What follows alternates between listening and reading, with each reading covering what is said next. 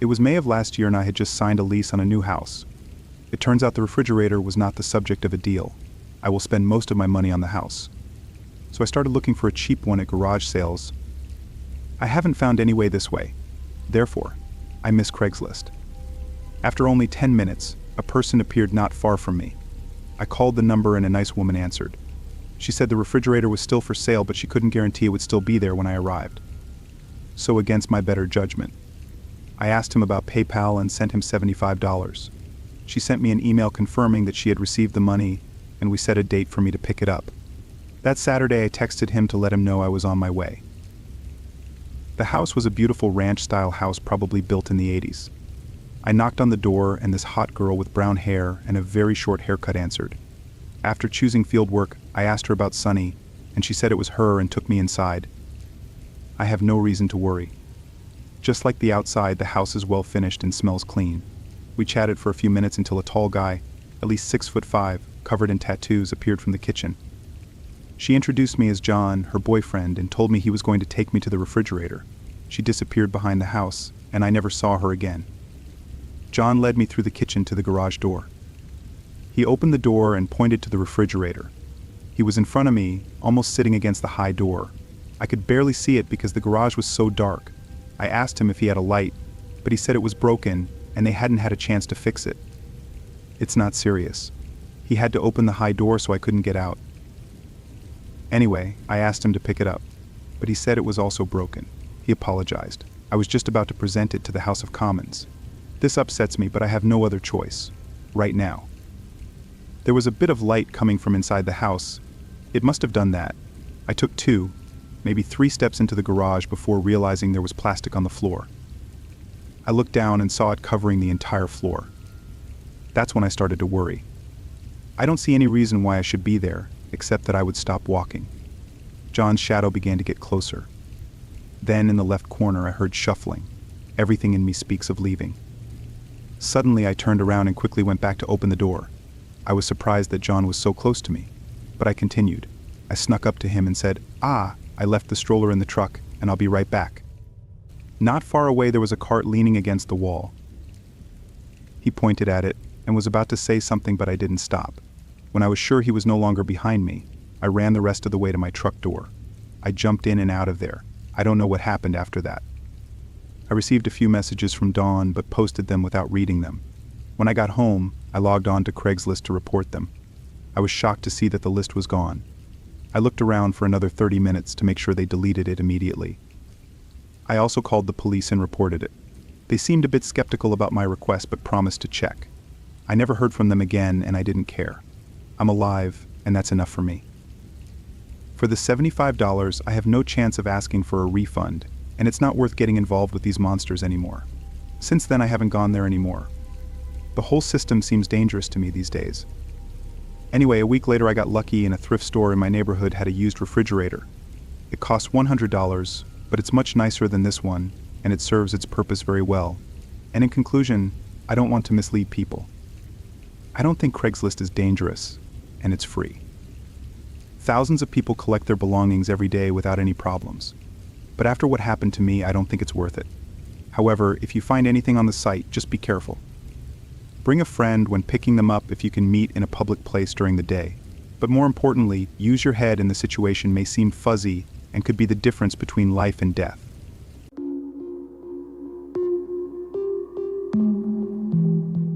It was around this time last year when I decided to use Craigslist as a means to sell a few things I had to get rid of. My house was getting cluttered and I planned to get some new furniture, and with winter right around the corner, I wanted to get these things out fast. The main piece I was selling were these 2 lounge chairs in my living room. They were really big and a bit outdated, but still fully functional and didn't have any stains or rips on them. It only took about half a day for a few responses to come in, but 2 of the 3 gave me lowball offers, so there was really only one guy who was serious about buying them. He wanted to take a look at them after work that day, sometime around 6 or 6:30 I thought. I of course agreed, just happy to get them out quickly. Now usually I'd try to meet up somewhere public, but honestly I didn't have a way to transport the chairs, and even if I did, I don't think I could lift them myself anyway, I reasoned, so I sent him my address. Come 6 o'clock, I turned on the front porch light and opened up the curtains on the windows. then sat in the living room on my phone while I waited for them to show up. I remembered. Probably 20 minutes passed before a truck pulled into my driveway. They took a few minutes before getting out and walking up to the door. I said hi and let him in, I recalled. He was an average-looking man, late 20s or early 30s, wearing typical work clothes. His name was Matt, and he started up some small talk, telling me about why he was excited about getting the chairs and everything.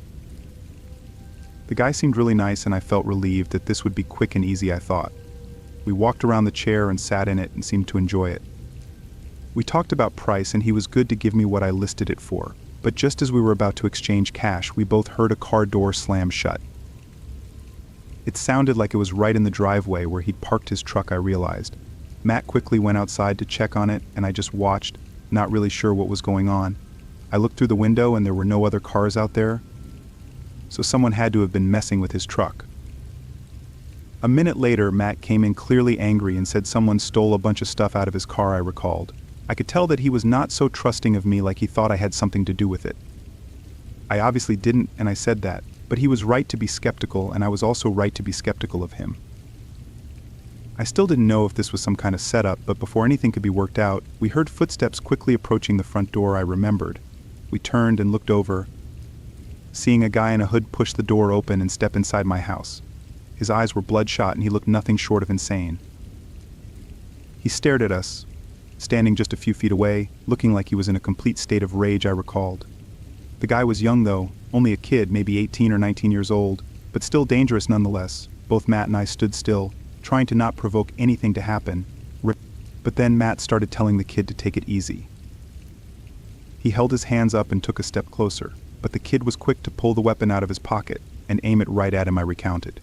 Yes, it could have been fake, but there was no way to tell, and from the way the kid was acting, I really don't think it was. He yelled at Matt to walk out the door, and now in shock he did as he said. The kid then followed him out of the house and held him at gunpoint the whole way to the truck, I continued. I watched in terror as he pulled out and drove away, obviously outside of Matt's will. As soon as they were gone, I called 911, then ran to my car and tried to follow them while describing what was going on to the operator, but they were gone. I couldn't find any sign of them, I admitted. The police ran an investigation, using the information I had to quickly identify who Matt was and his truck's license plate. Over the next couple days, I was just waiting for a call, but that call never came. Both Matt and his truck still have never turned up, I sighed. I feel guilty, like I should have done more, but everything was so risky, and I likely could have lost my life as well. And even in those final moments of the interaction, I didn't know for sure if Matt was in on it as some sort of elaborate plan. I don't know what that kid wanted, or why any of it happened. It's been almost a full year though, and I don't think it's likely that anything more will be known, I concluded.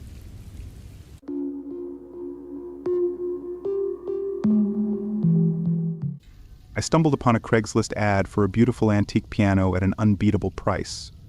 And these types of pianos can be unbelievably expensive if the seller knows its true value.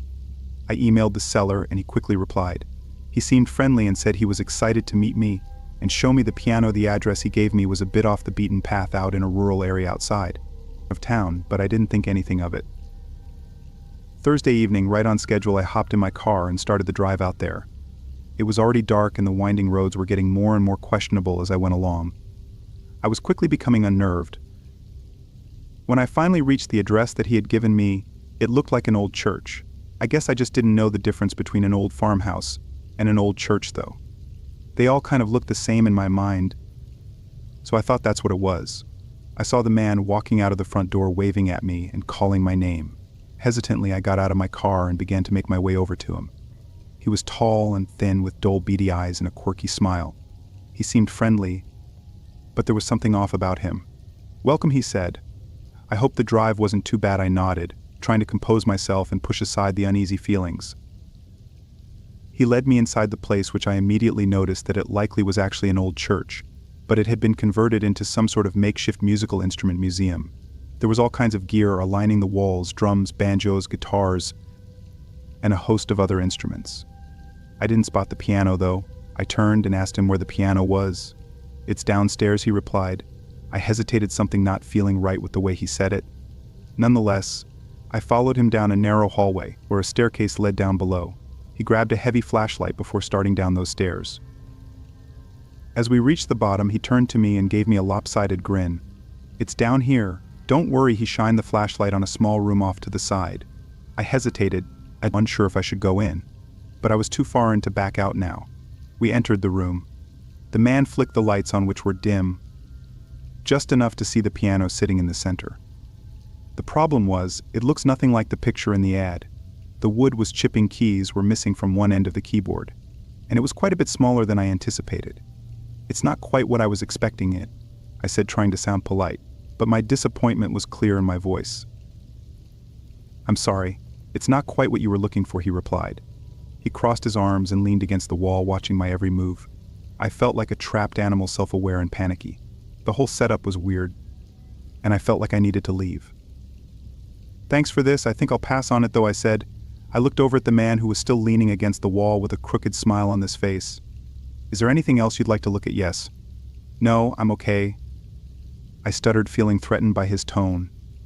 "I think that's all for today." I quickly rushed out of the room, and during the dark unlit hallway, I managed to find the stairs and quickly made my way up, leaving out the front door. Even though I had managed to escape, I couldn't shake the feeling that there was something more sinister going on. Maybe it was the way John had looked at me, or the way he acted, or just the tone in his voice. When I got home, I opened my laptop and looked up the address. Online, it showed a picture of the old church. It was labeled as a historical music museum, opened only on the weekends for viewings. I looked into it further and didn't find any information about them selling anything. My body shook and I closed my laptop. I'd likely escaped something awful. I was already skeptical with sites like Craigslist, but after that I was done. I haven't used Craigslist or even Facebook Marketplace after that night. Because really, when you think about it, you're taking a gamble on your life over some used items. Don't use Craigslist. And if you do, never let your guard down.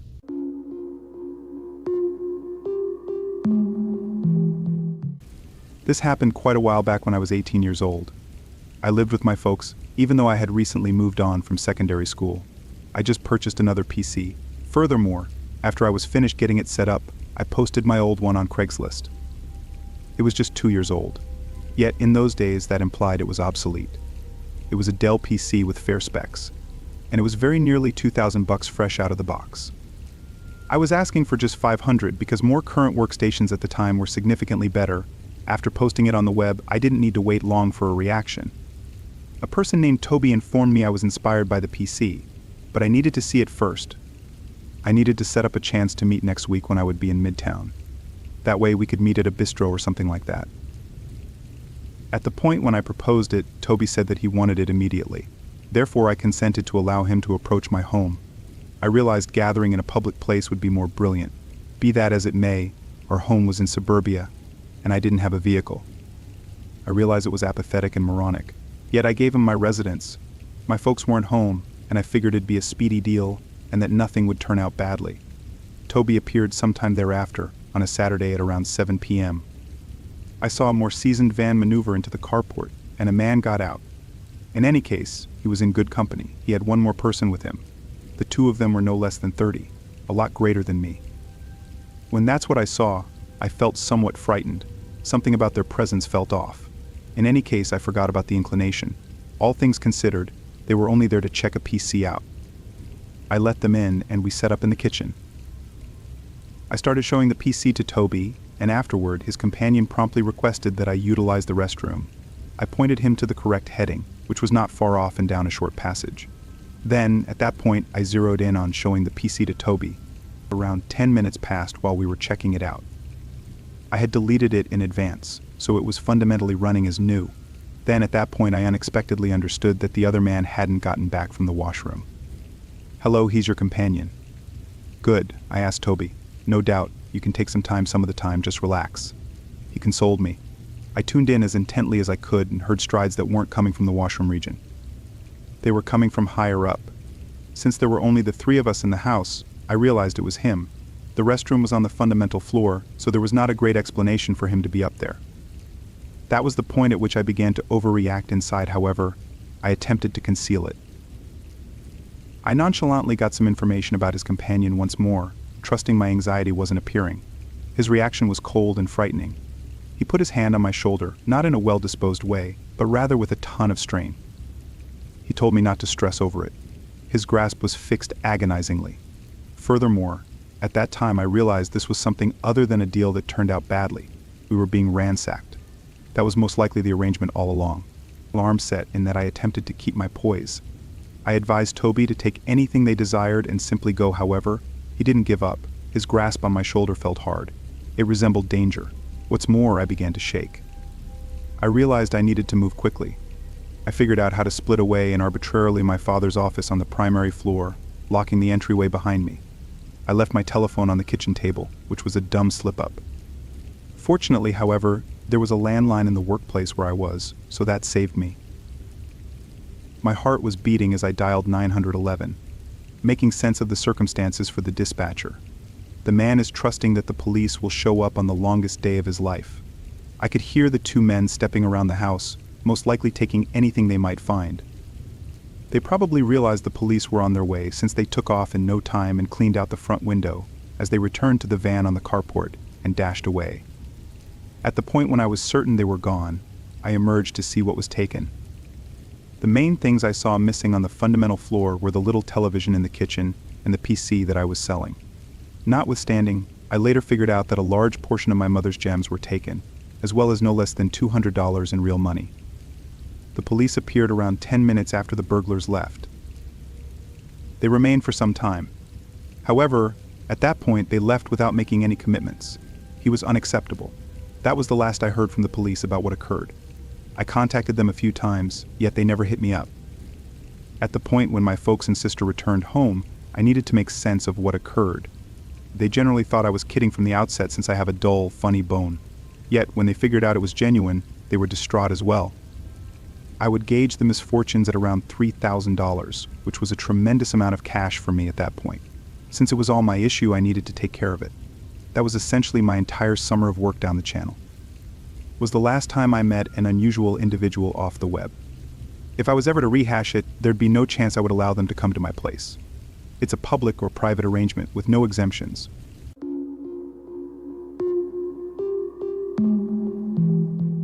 For the past few days, I've been alone at home, just me in an empty apartment. A little while ago, my boyfriend got offered a really good job in another state. We've been wanting to move out of Florida for a long time. So when he got the job, we packed up and left town, even though we had already paid rent for a whole month in our old apartment. I didn't get to say bye to some really close friends, I thought to myself. Since we'd already paid the rent for the month, I decided to return by myself and spend a couple more weeks here. Luckily, my job gives me the flexibility to work remotely or from the office in Florida. So even though the apartment feels empty without my boyfriend, I still have a good place to work and keep me busy. When I said the apartment was empty, it wasn't totally true, I admitted. I had a big piece of furniture that I chose to sell instead of taking with us. So I put it up for sale on Craigslist. But here's where things took a weird turn. I put my address on the post, but it didn't stay up for long. Thankfully, the furniture sold on the same day, which was nice. Since I posted the ad yesterday, some strange stuff has been going on. At first, it didn't seem too weird. But you see, I have a cat, so I'm used to hearing noises all the time. Most of the time, it's just him being his mischievous self. He enjoys knocking things over either for fun or to annoy me. One evening, while I was lying on my air mattress, reading my favorite book, I heard a lot of noise coming from the kitchen. Is it just him being noisy again, I wondered. Shrugging it off, I went back to reading, assuming it was just the cat causing a ruckus. Then I remembered, wait, my cat isn't even here. We took him to our new place. So I awkwardly rolled off the air mattress, trying to be as quiet as possible. I went to the kitchen to see what was making the noise, and there I found a few red Solo cups that had been on the counter, now scattered on the floor. I looked around and the only thing I could think of was that the fan was on and it blew them off. That's what I convinced myself to believe so I could sleep, I muttered to myself. But the truth is, those cups had been on the counter all day, and the fan had been running for hours. Why did they suddenly fall now? I tried not to think about it too much. I turned off the lights, read a bit more on my Kindle, and eventually fell asleep. I woke up around 3 a.m. to a strange noise I recounted. It sounded like someone was shaking a jar of coins or a set of keys. I'd never heard anything like it before. It seemed like it was coming from outside the apartment, but it was really loud. As soon as I got out of bed, the noise stopped. I turned on all the lights in the house, but I couldn't find where the noise was coming from. So I went back to bed with all the lights still on. It felt safer with the lights on, and I fell asleep quickly. When I woke up this morning, I continued. I didn't notice until I turned on the bathroom light that all the lights in the house were off. No one has ever said I sleepwalk, I pondered, but I couldn't think of any other reason why all the lights were off. The front door is locked with a deadbolt and a regular bolt, I reassured myself. After I showered and dressed, I looked for my keys but couldn't find them in my purse. I thought maybe I accidentally put them in the freezer with the groceries or left them on the kitchen counter, I speculated. But I checked everywhere and they weren't there. I looked in the freezer, microwave, counters, but my keys were nowhere to be found. Then I remembered the jingling sound I heard during the night, I recalled. I checked outside even though it was unlikely for my keys to be there. The only way they could have ended up outside is if they fell out of my bag when I came into the house, I reasoned. I stepped outside and there were my keys on the welcome mat outside my front door, covered in something red. That's when I realized I might have messed up by putting my address on Craigslist for that ad, I admitted. I'll see what happens tonight, but I'll be honest, I confessed. I'm starting to think I might leave early and not stay here for the rest of the rent.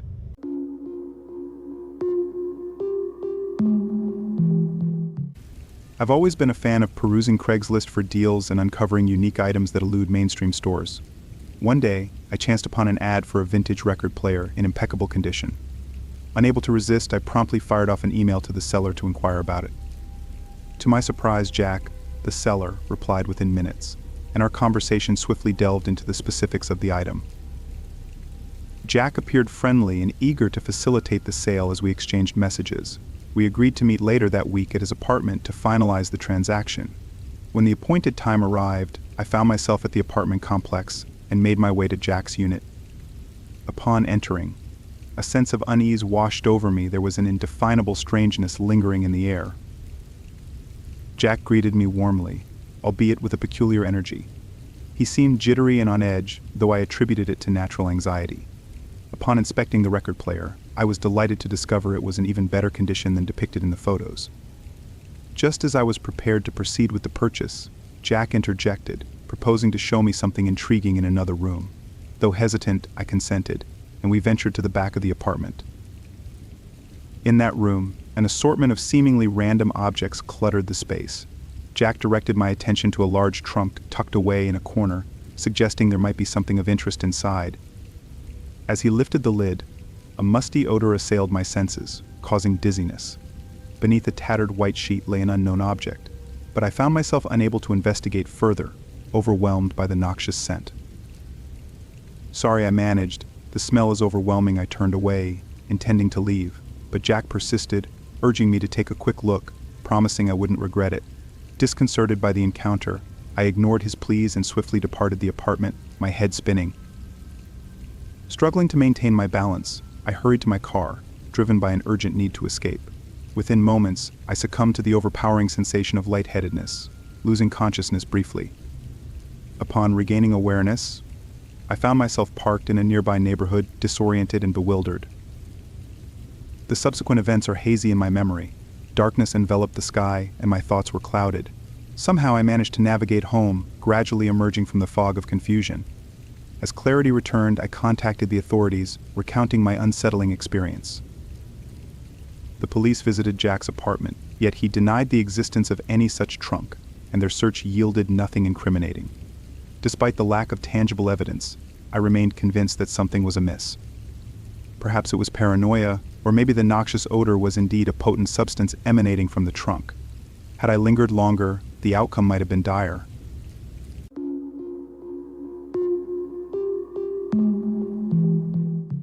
I often go for walks around my neighborhood, but this time I decided to explore new territories.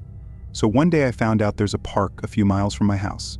The park is really big, with lots of trees and open spaces. As I was walking around enjoying the sights, I reminisced.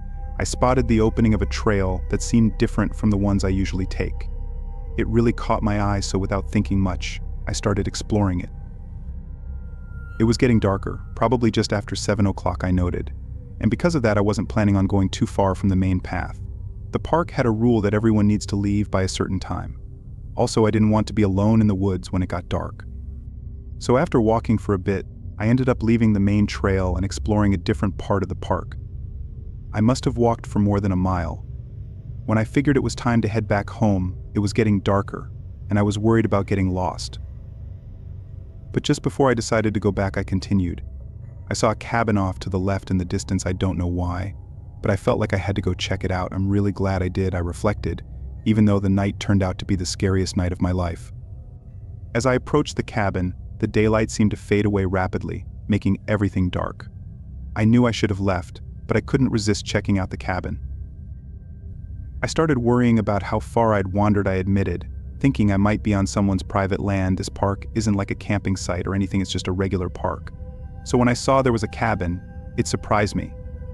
I couldn't tell if someone lives there or what was going on with it, but it clearly seemed like nobody had taken care of it for years. Suddenly I heard a loud noise, I recalled. That sounded like someone hitting something really hard. It scared me, and I almost ran off. But then I took a few steps closer to see where the noise was coming from. When I went to the back of the cabin, I saw a girl about my age in the basement, banging on the window and shouting for help. I could tell right away that something was really bad, I remembered. I ran to her and tried to open the window, but then she looked even more scared and signaled me to be quiet by putting her finger to her lips. I understood right away that she wanted me to stay silent. I saw I couldn't open the window, I explained, and I knew I had to do something fast, so I tried to call the police on my phone, but there was no signal. I felt really scared and didn't know what to do. I went as close to the window as I could and used my phone's notes app to ask her if she was in trouble. She nodded yes, I recounted. Then I told her if she knew if there was anyone else in the cabin or around the property at that moment, but she shook her head, indicating she had no clue. I assured her that I would help her escape and to keep calm. I ran to the front of the cabin, I continued, carefully scanning the surroundings for any signs of danger, and quietly tried to turn the doorknob, but as expected, the front door was already locked. So I walked around the whole cabin trying to open every window, but they were all locked too. So I ran to the woods, searching for something to break a window with. After a while, I found a big stone that looked like it could work. I hurried back to the girl, showed her the stone, and then I threw the stone as hard as I could at the window, breaking the glass completely. She got up, and I grabbed her hand to pull her out, but it didn't work. The window was too small for her to fit through. That's when I did something unexpected, but it was necessary, I admitted. I went to the side of the cabin and smashed one of the big windows with the same stone. I peeked inside to make sure nobody was there, and luckily I didn't see anyone. Then I jumped into the cabin. I carefully checked every room, and it seemed like nobody else was there. Then I went to the basement and found her. Someone had locked her up there alone in a small cage, about 5 by 8 feet. She had lots of bruises, scars, and dried blood on her body. I finally found a big hammer, I recounted, and I used it to break the lock open. I rushed to the girl, but she was so thirsty and hungry that she could hardly move. I helped her upstairs and put some shoes on her that I found near the front door. We hurried as much as we could and went straight to my car. Since we had a long way to go, and she was limping while I had to carry her, it was going to take some time. While we were leaving the front porch, I remembered, we heard a car far away. It was getting dark, so we could hardly see anything. Emily, the girl I rescued, thought it might be the man who kidnapped her. I didn't want to take any risk, so we kept walking. He was getting closer, so we had to hurry to avoid being seen. We moved as fast as we could, considering the situation, and thankfully, he didn't spot us. We were far away by the time he reached the cabin. I'm not sure how long it took him to realize Emily had escaped, I admitted. I took her to the hospital, and she told the police everything she knew about the man and what he did to her. I stayed by her side at the hospital, comforting her until we received assurance from the doctors that she was going to be fine. I never had the chance to get a full report from the police, I confessed, and I don't know where Emily is today, but I hope she is doing well. For me, I still have nightmares about that night.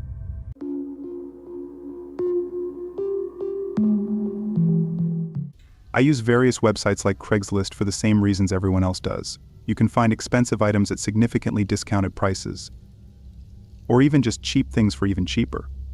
I don't have a ton of money, and using these sites is sometimes essential when it comes to getting things like furniture that's usually really expensive to buy anywhere else. This happened when I was looking around for a dining room table. Ours was really old, and my whole family used it as a place to eat and as a workspace, so it's been through a lot over the years. I went around on Facebook Marketplace and OfferUp, but neither had anything good.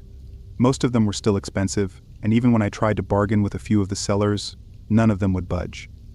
So then I went to Craigslist. Around here I think most people use other sites nowadays, but Craigslist still always had the cheapest deals, though they were still somewhat rare to find. But almost as soon as I opened up the site and hit enter on the search bar, a really good listing showed up. It was a very basic wooden dining table that didn't have much wear on it, and the seller posted it for only $100. Compared to the $400–500 everyone else was listing things for, this was a steal. I sent a message saying I'd love to check it out and would be willing to pay the full price. He didn't reply immediately, so I just took a break and hung out with my kids until around 7 when they went to their rooms to get ready for bed. I went back to my laptop and found a response from just a couple minutes ago. It was a very quick few sentences saying he was sorry but the table was going to be thrown out tomorrow morning, but if I really wanted it, I'd have to come by tonight or any time before 5 a.m. tomorrow. It was weird that he'd be willing to sell it at any time during the night, and his reasoning didn't make all that much sense to me. But after some thought, I replied back saying I could pick it up right now. I didn't want to go there really late into the night or super early in the morning, but it was only 7, so I didn't see a problem if I was able to go right now. The man replied quickly, agreeing and sending the address. It was only 10 minutes from my place, so I let my wife know what was going on and where I'd be, then headed out. From context clues, you probably already know that I don't live in a lavish area, so when I say the seller's house was really worn down, I mean it was really worn down. It was small like the others in our area, but the yard was full of trash and random other things, was surrounded by a thin chain link fence. I parked on the side and opened the fence, walking through the yard and up to the door, which was already open. I could hear some people talking and laughing. I peeked inside and gave a light knock on the door. Right away, a man came around the corner and invited me in. He looked like he was in late college, somewhere in his mid-20s. As I stepped inside, though, I couldn't help but notice how disgusting the whole place was. There were beer cans laying around and stains in the carpet. It looked like a really poorly taken care of house where they had probably hosted hundreds of college parties. The man was very laid back, though, casually walking me down the hallway and into the kitchen while talking about how he didn't have room for the table anymore. When we got to the kitchen, there were 2 other men, looking about the same age and standing against the wall, seemingly in the middle of a conversation. Next to them was the table. Somehow it looked almost untouched. I didn't know how that was possible considering the rest of the house. I walked around it and checked to see if it was stable and whatnot, but as I did, the house suddenly went quiet. The 2 talking had stopped and the man selling the table didn't speak either. I looked up, seeing them all staring at me. Did I do something? I asked, looking around at each of them. When my eyes fell on one of the men closest to me, though, I noticed that his pupils were massive, something that only being drugged up could achieve, but what he was on I didn't know. Regardless, in that moment, I knew this wasn't right. Not only was this getting strange, but I didn't want to buy a table that's been in this kind of house and used by these sorts of people. I think I'm going to pass on it. Thank you, though, I said softly. I started walking toward the hallway, but one of them stepped in front of me. He didn't say anything, he just stood there, blocking the way out. Something about the way they were all looking and acting. I could tell that whatever this was planned out, and they likely never meant to sell the table. My face fell to fear, as the anticipation of just standing there, surrounded by these strangers, began to overwhelm me. But then one of them stepped over and whispered something in the other's ear, and they moved aside, still not saying anything. I cautiously walked between them, hurrying down the hallway and out the door. A lot of things went through my head on the drive home. I knew that they were planning something horrible, but what that was and why they ended up letting me go, I'm not so sure of. When I got home, I told my wife, who convinced me to call the police and report it, but they couldn't do anything without anything having happened. So whatever those men were planning, I'll probably never know. I just hope someone else doesn't have to find out.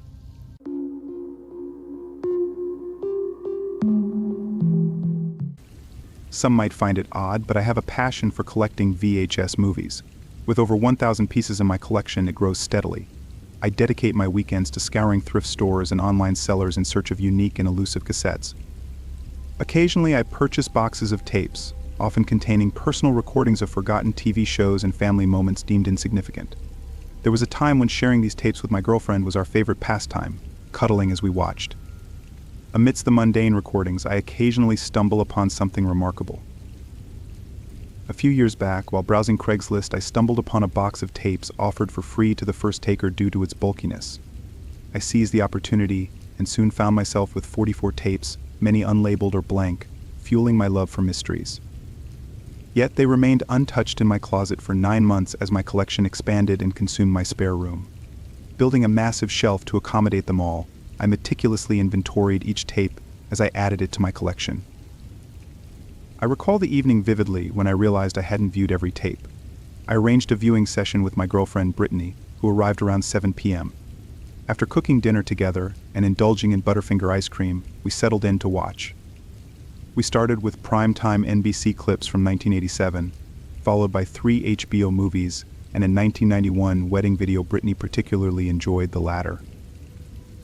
As I excused myself for a restroom break and a smoke, Brittany suddenly screamed my name upon my return. Rushing back to her side, I found her in shock, fixated on the TV screen. Confused, I inquired about the cause of her distress, but she remained speechless, only rewinding and replaying the tape. Joining her on the couch, I watched as the seemingly innocuous wedding video took a sinister turn. The recording abruptly shifted to a chilling scene of a man and a woman engaging in intimate acts.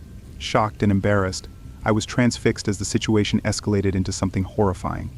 The man began strangling the woman, ignoring her pleas and struggles. Even after she stopped moving, he continued, oblivious to her lifeless state. As the realization dawned on us, panic set in. The man on the tape, now alone and distraught, eventually noticed the camera and violently struck it, ending the recording with static. Brittany and I were left stunned, grappling with the reality of what we had witnessed. Uncertain of our next steps, we decided against immediately involving the authorities, fearing it might be a hoax or worse. Weeks passed with Brittany avoiding me, and when she finally called, she expressed her inability to cope with the trauma, signaling the end of our relationship. Despite my efforts to trace the origin of the tape, contacting the previous owner proved futile. With no leads and the police unable to provide further assistance, I was left to confront the unsettling truth alone. Since then, I've continued my collection, albeit with a sense of unease. The once comforting ritual of watching tapes has become tinged with fear, each unlabeled cassette holding the potential for another disturbing revelation. Collecting these glimpses of others' lives has become a haunting reminder of the darkness that may lurk beneath the surface.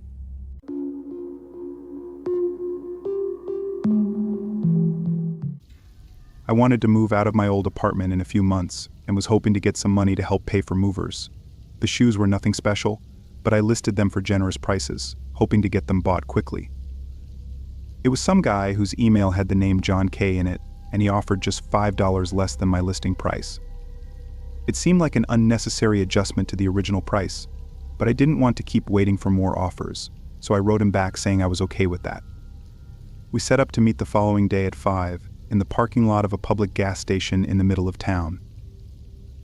The next day I sent a text and he confirmed that he was on his way, so I left as well and got to the gas station right at 5. They weren't there yet, but there was a lot of traffic on the road, so I figured he'd be late. I sat in my car patiently, and over the course of 30 minutes, the roads cleared up and the sun started coming down, and then John finally pulled in. He drove a small sedan with none of the headlights working and resembling something from a scrapyard. He parked next to me and got out. John looked like he was in his 30s and was a pretty large guy, wearing ripped-up clothes and having long, unkempt hair. He didn't say much, so I brought out the shoes and let him look at them. As he held them, though, and didn't say anything, he kept looking back at the gas station. I don't know what he was looking at, I thought, but after he checked over his shoulder multiple times, I glanced over as well. The gas station was empty aside from one guy putting gas in his car, but otherwise I didn't know what he could be looking at. John was taking his time, though, pointlessly looking over everything multiple times, as if they were some really rare shoes that he was going to drop hundreds on. But these were just some regular sneakers, nothing fancy or rare. Then John looked over his shoulder one more time, just as the car by the pump started to drive away, and all of a sudden, his whole demeanor changed. He stopped looking at the shoes and looked at me. "What else do you have?" he asked abruptly. I looked at him confused. "Those are the only shoes I brought. I didn't know you were interested in others." His eyes went cold as he stepped past me and put his hand on my car door, trying to open it. It was locked, I explained. John immediately looked at me and told me to unlock it. His voice was deep and strict, like it was a threat if I didn't. I kind of just stared at him and tried to wrap my head around this, thinking of what the best course of action would be, but in the moment, there's just no time to really think through options. I unlocked the door, knowing at most all he could take was a couple random bills I had in the front, but then he said something that I was not expecting at all. Get in, he opened the passenger door and told me again. I stood there, even more taken aback, but now starting to get way more worried about where this was going. I looked behind me, hoping someone else was here, but the gas station was empty. No people or cars anywhere in sight. John grabbed my arm and pulled me over to the door, taking the keys from me and aggressively shoving me into the car while throwing a few punches landing on the right side of my face. I immediately tried to get up, but John slammed the door against my head, making my vision go blurry and everything just sort of fading in and out. I heard him start walking around the car as if he was going to the driver's side, but then he suddenly turned around and sprinted back to his truck. I was still out of it and barely remember anything else, but I guess someone pulled in at the perfect time and confronted John, scaring him away. If they hadn't have helped me and John was able to get in and presumably drive away, I don't know what would have happened. Assuming his car was either stolen or untraceable to his name, then stealing my car and abducting me would have left no trace of our interaction, giving him days, if not weeks, to do whatever it was he planned before anyone would even come looking.